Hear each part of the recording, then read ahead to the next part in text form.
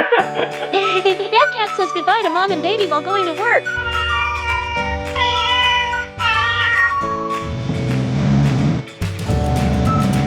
The mother cat thought her kids were asleep, so she started cooking.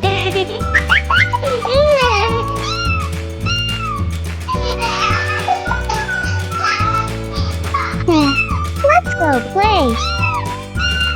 Oh, it turns out the kitten was just pretending to sleep, and the kitten was hiding from its mother to take out a box of matches and play.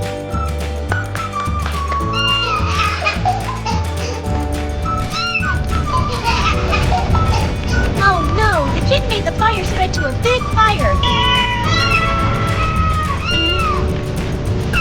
The mother cat was extremely scared when she heard her kitten scream and saw smoke rising. Oh my god, where is my child?